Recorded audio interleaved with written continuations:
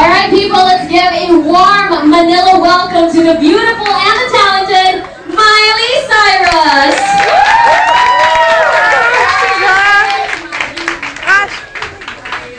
All right, Miley Cyrus. Yes, please take a seat.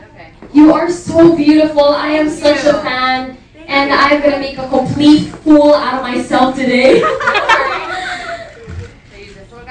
Yeah, welcome to Manila. Actually, it's this one right here. Yeah. Thanks. Welcome to Manila. How are you feeling? Good. I'm a little thrown off just because of the time difference, but it's awesome. I went to the show this morning and saw some of the fans, so it's gonna be awesome. Is this your first time? Yeah. My brother's been here before, so he told me that the crowd is awesome. He played the same place I'm playing tomorrow. How are you liking it so far? Have you been around? I haven't gotten too much time just because we got here so late last night, but after this is my last thing today, so we're just gonna go explore. My mom, the first thing she wants to do is go shopping, of course. So I'll probably end up doing that later. All right. Okay. Well, Miley, we have our friends from the press here, and we have a bunch of questions for you that we have in this bowl right here. Okay, I will pick a question and read it out and feel like I'm on a game answer. All right. This question is coming from an anonymous press member. He says, "What was your most memorable concert or gig?" Probably playing with Joan Jett. I was on Oprah, one of her final shows, and we played. It was Women Who Rock. So it was amazing just to be there with, the women that have been around and that have, made artists, possible, women rockers possible. So that's awesome. All right. Okay, let's move on to our next question. This question is coming from Mr. Alex, and you're gonna like this. He says, "What is love?"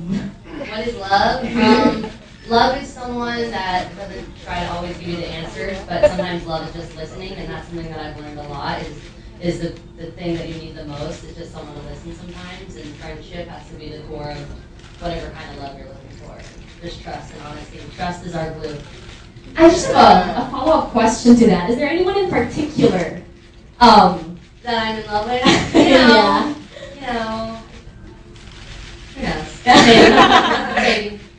All right, let's move on to the next question. This is coming from Sire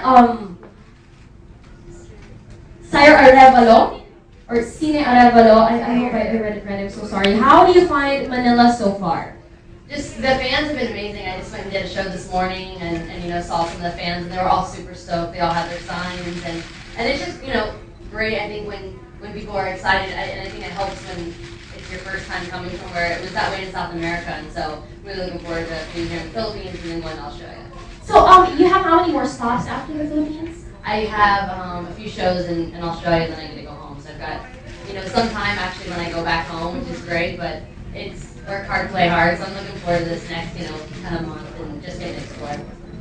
All right. Okay. Our next question is a long one coming from Julian of Star Studio Magazine. You left Twitter a while back, but signed up for a new account when you started this new tour. What's changed about your tweeting style, and will you continue tweeting even after the tour ends? I think what changed was I shut my Twitter off just when I was home in LA for a few weeks after South America and before coming here. I think everything is okay in moderation, and just knowing that people don't have to know what I eat every day and what time I'm going to sleep and what I'm doing every second. I think it's really good for artists and especially musicians, just because you get a completely different connection with your fans and you feel like you really know them.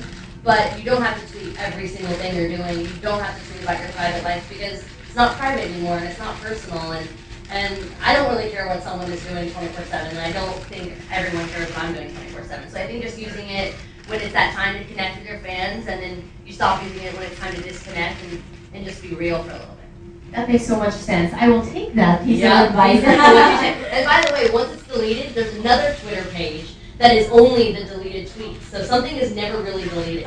So really read it like 20 times before you put it up, because it's never gone forever. And I just think, it's kind of scary when you put something on the internet, especially I just got 1 million followers, and so to know that 1 million people right away are going to read something, even something that I didn't double check, it's just, I think safer just to really reread your stuff and know that you can stand by whatever statement you make.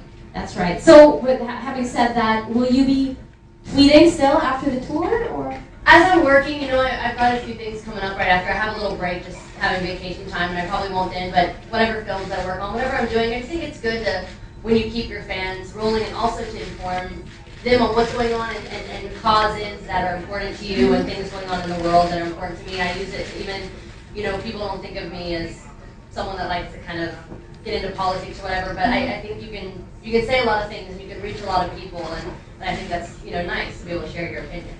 Okay. All right. Well, we will be following you on that new Twitter account. Okay. Our next question comes from Wada, Sally Wada from Odyssey. She says, "How do you deal with the fame, and do you still get that alone time with your family and your friends?" I make it super important to have that, you know, and I think it's also, no matter what, you can't get, there's always going to be paparazzi, there's always going to be things like that, you know, in LA, but I think you make it a limit and you know that here's my limit, I deserve respect, I am a person, and I think you just draw your boundaries and you know, if you respect other people and you do it in a way that, you know, is sweet and they don't want to, you know, be mean to you or write bad things, but you just say, this is my family time, this is my friend time, and this is for me personally and for nobody else, and if they don't, you know, follow the rules, then you get into some problems. But I think just making sure you separate that, and if you demand respect, you get it. So you're saying once you make it clear to the paparazzi that, you know, I'm the kind of person that don't want every bit of my life publicized, they respect that? No, yeah, totally. I think if you just get like the right dudes, and if someone isn't respecting what you're saying, I mean, it's illegal. If you're saying don't follow me, you're scaring me. It's not okay, and also I don't love, you know, weird, creepy dudes hiding in bushes and taking pictures of me in my bathing suit, and then someone judging me on who looks better in the same bathing suit as me. You know, that's stupid and it's ignorant, and it's such a waste of space. There's so many great things out there to read. You spend your time reading that. It's like, I don't know. I just think it's super important just to kind of block that out, especially if you're in my position, because it sucks. All right. Okay. Well, we definitely have friendly press here in the Philippines, so that shouldn't be a problem for you. Okay, our next question comes from Clara Nuevo from Meg Magazine. She says, at 18, you've already done a lot and traveled the world. Do you ever get tired of or stressed? Have you ever wanted to take a break from it all? You know what? I don't really get stressed in my work as much as sometimes I do. I think life in general is actually harder than what I do, because constantly I'm just creating, and if I'm creating, I'm happy. There's always going to be times where you don't understand, you know, why things are said about you, or, you know, sometimes people just don't get it, but as an artist, that's our job to create what we love and what we want to say, and so I think life, just the silly things in life, and the things that you shouldn't sweat the small stuff, and I tend to do that sometimes, and I have to remind myself, okay, I've dealt with so many bigger challenges, it's not as important, you know what I mean, and so I guess kind of life gets me more stressed than actual work. So you've never reached like a breaking point where you said, you know what, all this ain't worth it.